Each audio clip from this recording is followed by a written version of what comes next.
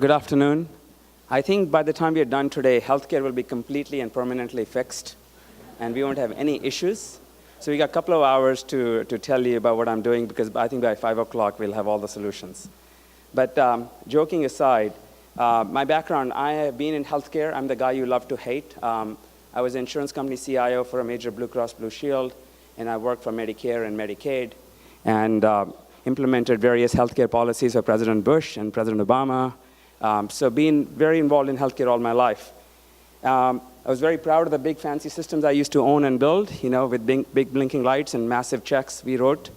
But in the end, when my son got ill about a year ago, with all my Rolodex and CEOs on tap, I still have the same problem everybody else has: coordinating care, getting the eligibility done, getting scheduling done, making sure everybody's in sync with each other, figuring out how many EOBs we're going to get before I write the check, and on and on and on. And my wife does nothing more than coordinate the care of 1 3-year-old. It really forced a reckoning of, is this centralized model of plan selection, enrollment, eligibility, pre-authorization, adjudication, billing, EOB, payment, and utilization management that we are so fond of, does it really work? And the answer is it doesn't. It doesn't work for most people, including the insurance company. Surprise, surprise, nobody on the insurance company side also likes the processes that we have in place today, but that's the processes we got, so you gotta live with them.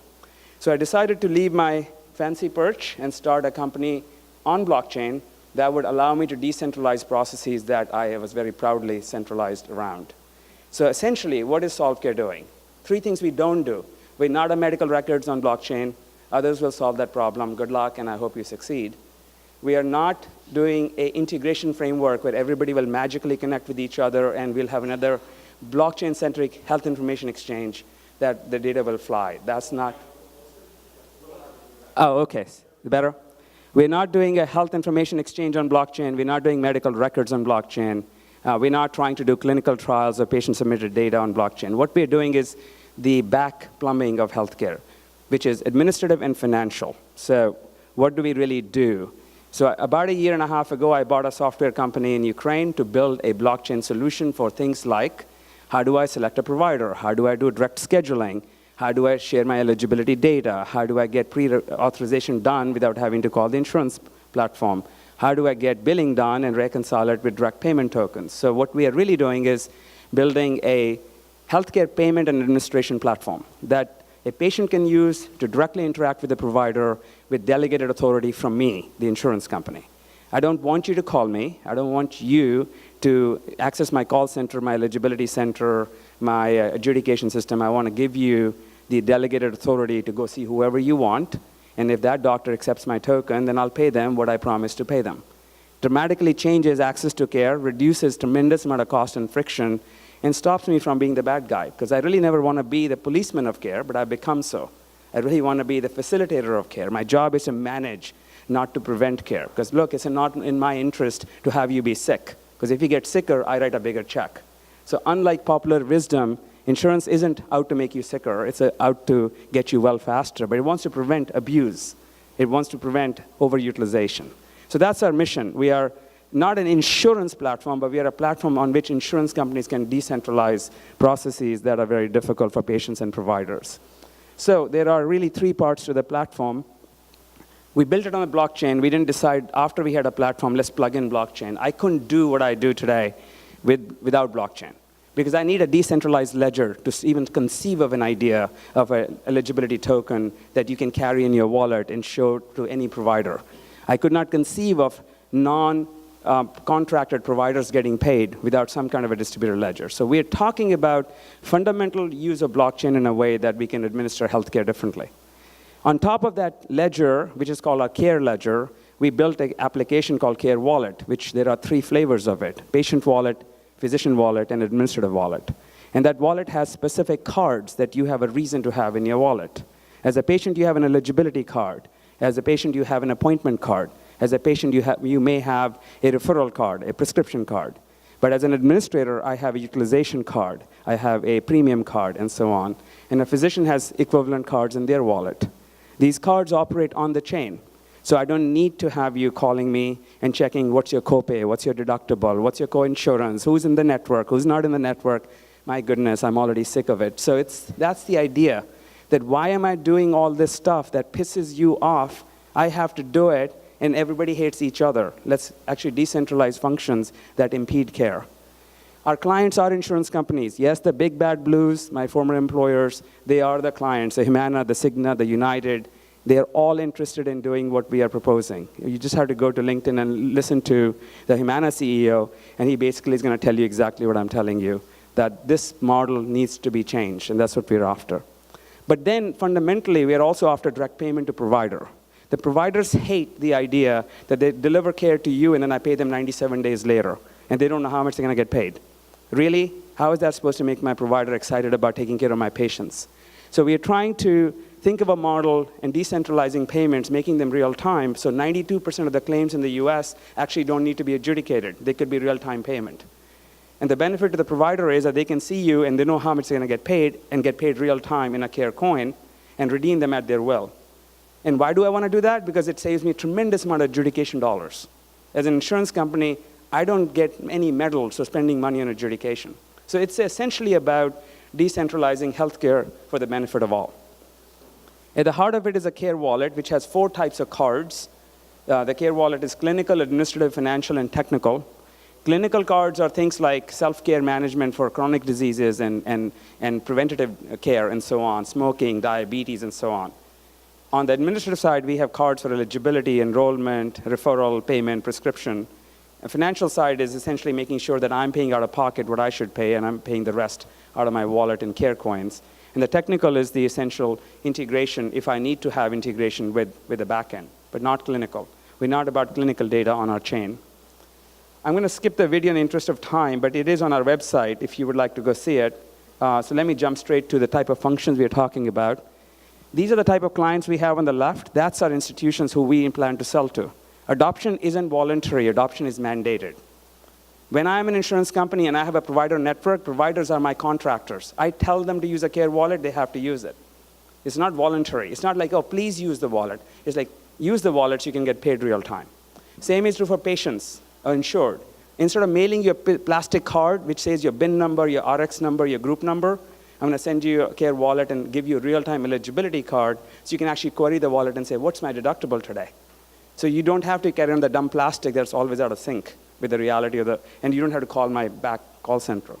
So these are the companies that we are focused on sponsoring our network, or rather using our network to sponsor healthcare, and the right side is the functions that they can automate using our platform, right?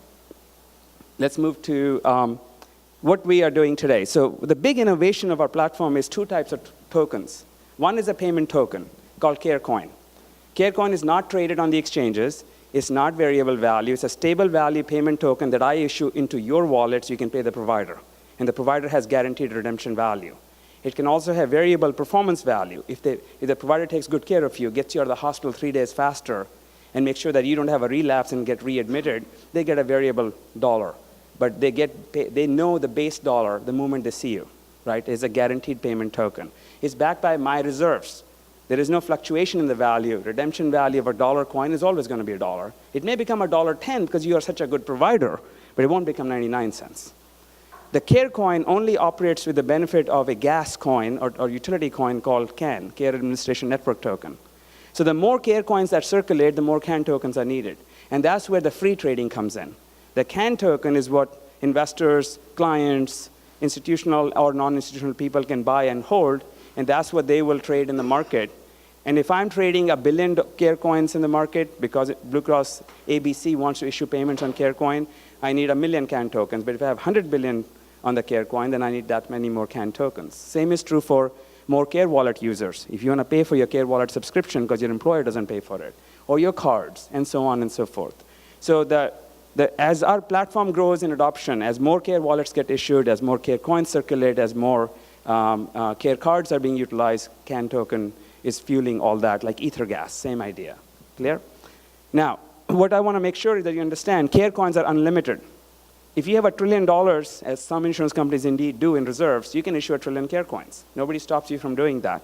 It's what you pay out in healthcare each year. US spend in healthcare is $3,700 billion, about $3,100 billion is actual provider and hospital payments. So that's the number of care coins we would expect eventually if we got 100% penetration. We won't get 100% penetration, but we have a massive market to play with. Now, moving to, we've been in business for about 18 months. I started the company with my own seed money. I've invested several $1 million into building the platform. We signed a major client in November, and that's when we started our token sale. So we are a post-client, post-revenue company, but with a single major client in the US who is issuing a Care Wallet to 5,000 plus physicians and paying them in Care coins starting May. So this is a very large launch in one of the US states, followed by 17 other states that we are pursuing. We are doing a pre-sale right now. Our pre-sale ends in a few days. We are raising a total of $45 million to fund the expansion worldwide. We are moving into Netherlands and Belgium and France after the US, where there is a capitated insurance model in place. And then we are looking at markets like Brazil, China, and so on. Anywhere where we have a third-party payment model in the US, that's where we are going.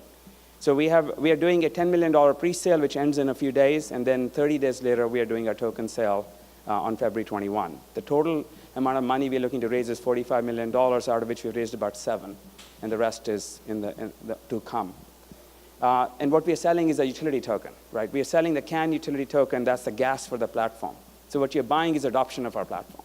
You're buying the fact that insurance companies will use CareCoin to pay providers, and to run the CareCoin through the platform, they need to pay us in the utility token. The gas, the fuel of the platform is what you're acquiring. A little bit history about us. I have some very big names on my board for a reason. Former Congressman James Moran, he's on my board as an advisor. So is Secretary Upson, who was a Secretary of Technology for Virginia. Director Bowling, who ran Medicaid for West Virginia, on and on and on. We have very big luminaries from government on the board. Why government? Because Medicare, Medicaid, CHIP, SNAP, TANF, similar challenges in China, in Brazil, in India, they require public policy experience. We can sell to commercial insurance all day long. That's me in my old avatar. But to get to government and make sure that they use our coins is something we are planning for a year or two down the road. Final statement is that this is a global platform. Care cards will be localized to every country. It is not my job to build a care card for Brazil. It is not my job to build a care card for China. The local partners will build it. But the platform, the framework, and the capability of the care protocol is our job. So Foundation is focused on launching a global platform that anybody can use. But in the US, we are our own implementers. Outside the US, we are looking for partners. And that's how we're going to Netherlands, France, and Belgium as the next step. I'll be at the booth. If you have any questions, I would love to have you come by, critique us, tell us what we're not doing right. I would love to hear any feedback you have. Or join our Telegram community if you have the cycles. Solve.Care is the name of the community. And have a wonderful rest of the day. Thank you, everyone.